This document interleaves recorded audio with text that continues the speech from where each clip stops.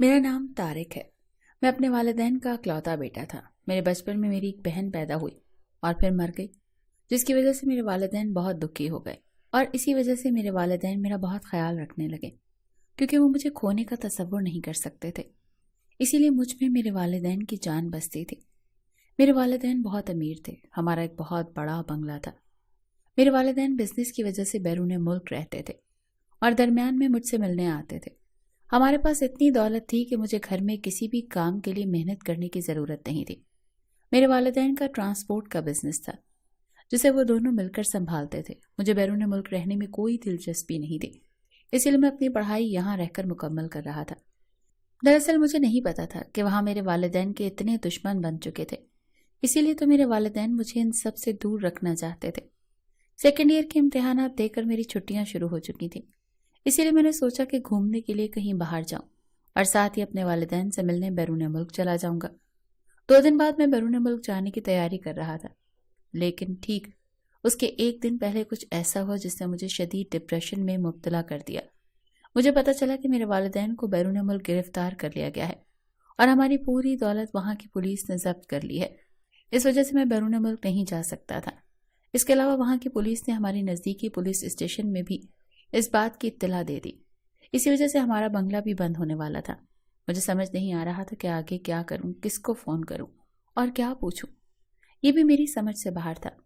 अचानक हुए इस वाक़े ने मुझे मुकम्मल तौर पर सदमे में डाल दिया था।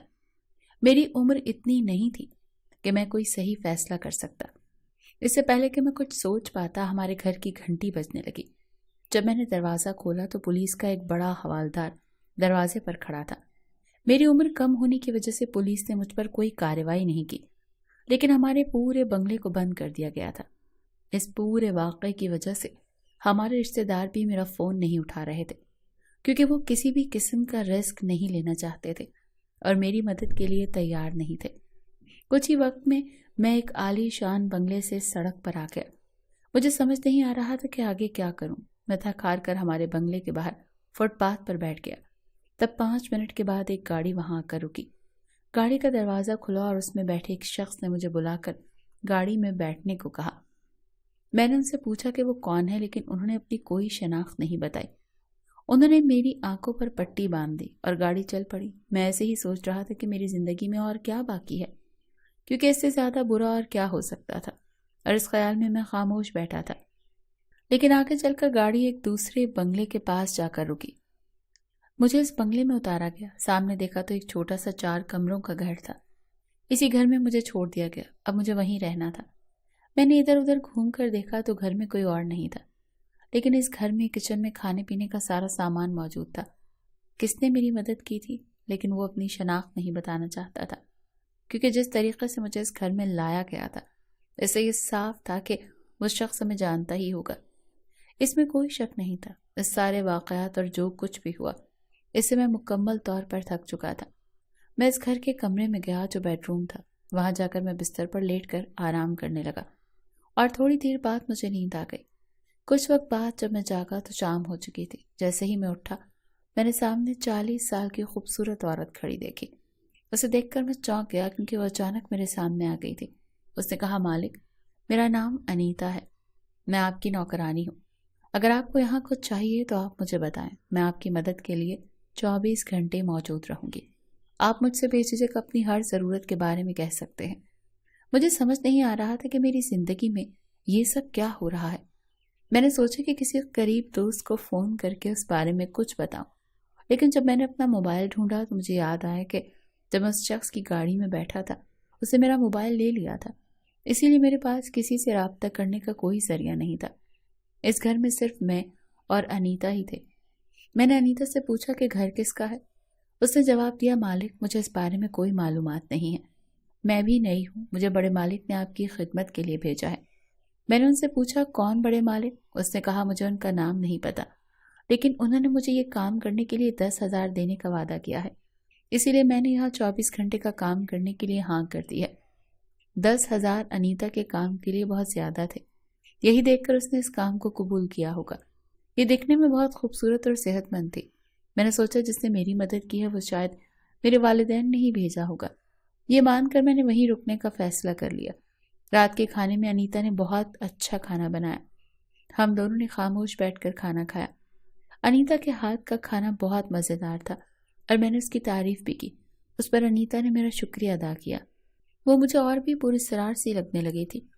آج کے سارے واقعات میرے لیے بہت ہی پرسکون کرنے والے تھے۔ تھکاوٹ کے بعد رات کو جب میں بستر پر لیٹا تو مجھے اپنے والدین کی یادیں آنے لگی۔ میری آنکھوں میں آنسو بھر آئے تھے۔ میں چھت کے پنکھے کی جانب دیکھتے ہوئے لیٹا ہوا تھا اور سوچ رہا تھا کہ آگے کیا ہوگا۔ پھر اچانک مجھے اپنے پیروں پر کسی کے نرم ہاتھوں کا لمس محسوس ہوا۔ میں چونک کر اٹھ بیٹھا۔ سامنے دیکھا تو انیتا میرے پیروں کے پاس بیٹھی ہوئی تھی۔ میں کچھ بولنے ہی والا تھا کہ پھر وہ کہنے لگی، چھوٹے مالک، مجھے پتا ہے آپ بہت تھکے ہوئے ہیں، اسی لیے مجھے آپ کی خدمت کرنے دیجیے۔ انیتا میرے پیر کسی علیحدہ طریقے سے ہی دبا رہی تھی، لیکن میں ماں باپ کے خیالات میں کھویا ہوا تھا، اسی لیے اس وقت مجھے کچھ سمجھ نہیں آیا۔ انیتا میرے پیر دباتے دباتے دھیرے دھیرے اوپر کی طرف بڑھنے لگی۔ میں نے اسے کہا، سنو، پیر دبانا بس کرو اور مجھے سونے دو۔ میری بات سن کر وہ غصے سے میری طرف دیکھنے لگی اور بولی، چھوٹے مالک، میں تو آپ کی تھکن دور کرنے کے لیے پیر دبا رہی تھی، اور ہاں، مجھے بس انیتا کہو۔ اتنا کہہ کر وہ مجھ سے پیچھے ہوئی۔ آپ کو اور کچھ چاہیے ہو تو آواز دے دینا۔ پھر وہ میرے کمرے سے باہر چلی گئی۔ میں بھی اپنی سوچ میں ہی ڈوبا ہوا تھا۔ اس رات مجھے کم نیند آئی، مجھے پتہ ہی نہیں چلا۔ اگلی صبح میں جاگا تو میرے سامنے جو منظر تھا اسے دیکھ کر میں چونک کر اٹھ کر بیٹھا تھا۔ میرے کمرے میں نوکرانی سوئی ہوئی تھی۔ یہ دیکھ کر میں پریشان ہو گیا۔ میں سوچ بھی نہیں سکتا تھا کہ انیتا میرے کمرے میں سوئی ہوگی۔ اس کے کپڑے بھی تھوڑے بے ترتیب لگ رہے تھے۔ آخر ایسا کیا ہوا تھا کہ انیتا میرے کمرے میں سوئی ہوئی تھی؟ اور اس کی حالت ایسی تھی، میں تو پوری طرح سے گھبرا گیا۔ جب انیتا کو جگانے کی ہمت نہیں ہوئی، پانی پینے کے لیے میں کچن میں گیا، اور جب واپس لوٹا تو میں نے دیکھا کہ انیتا اپنی ساڑی کے پلو کو ٹھیک کرتے ہوئے میرے کمرے سے باہر آ رہی تھی۔ وہاں آخر کیا ہوا تھا یہ میں سمجھ نہیں پا رہا تھا۔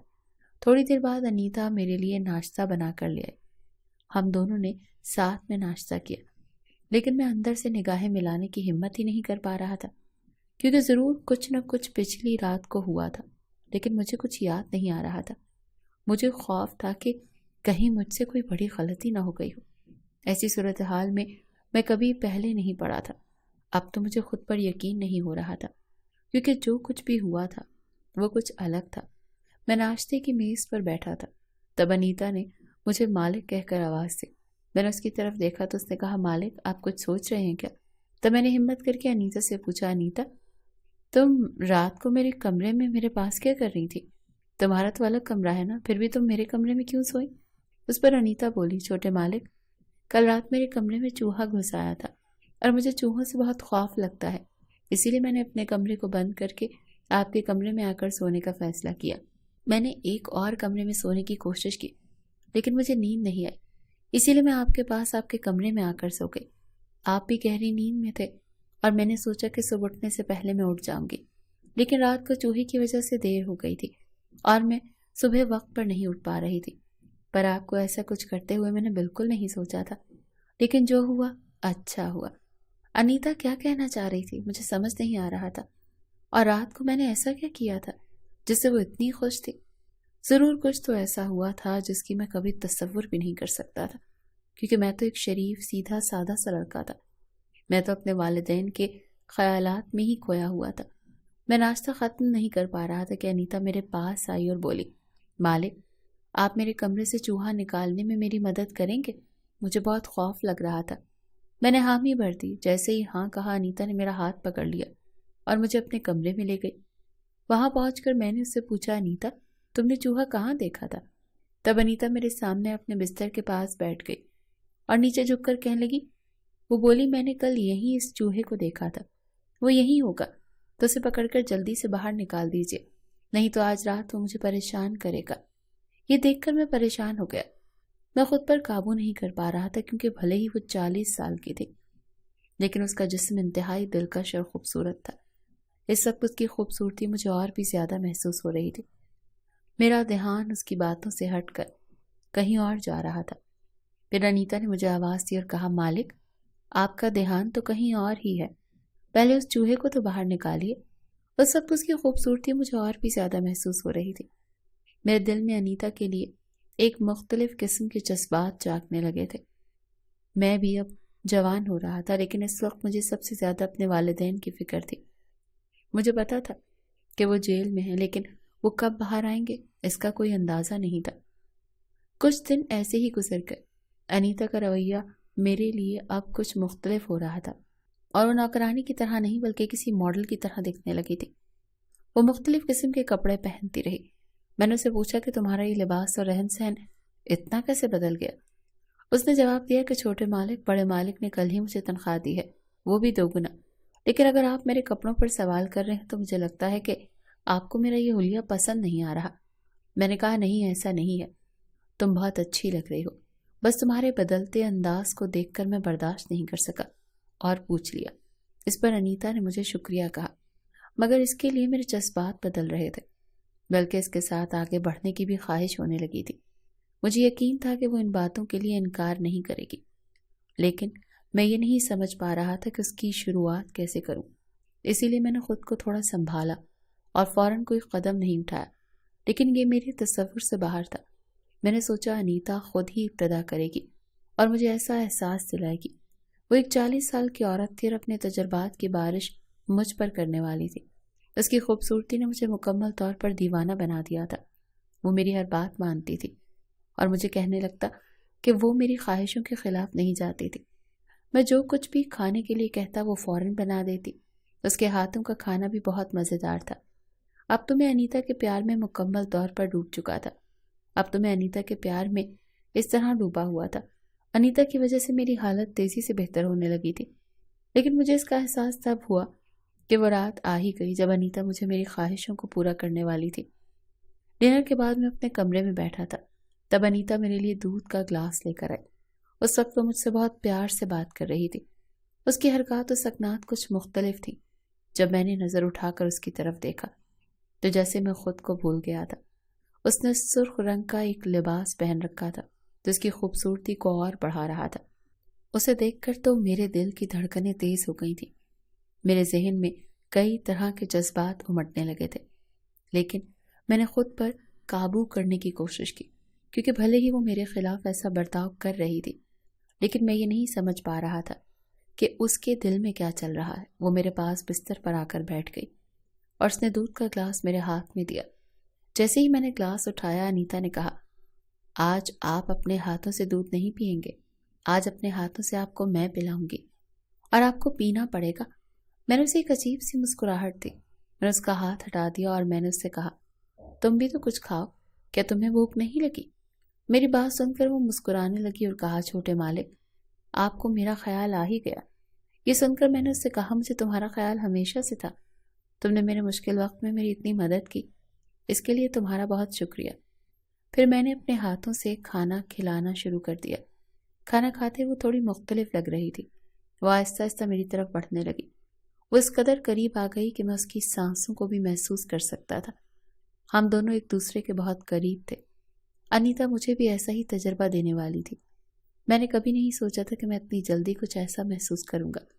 اس نے میرا ہاتھ پکڑا اور مجھے ہوش ملائے۔ اس نے کہا، مالک، میرے پاس اس ڈبے میں آپ کے لیے ایک سرپرائز ہے، لیکن اسے دیکھنے کے لیے آپ کو اپنی آنکھیں بند کرنی ہوگی۔ یہ سن کر میں سوچ میں پڑ گیا، مگر اب میں انیتا پر مکمل بھروسہ کرتا تھا، اسی لیے میں نے اپنی آنکھیں بند کر دی۔ مگر اس کے بعد مجھے کسی چیز کا ہوش نہ رہا۔ جب مجھے ہوش آیا تو میں ہکا بکا رہ گیا، کیونکہ میرے والدین میرے پاس موجود تھے۔ وہ مجھ سے پوچھنے لگے، بیٹا تم ٹھیک تو ہو نا؟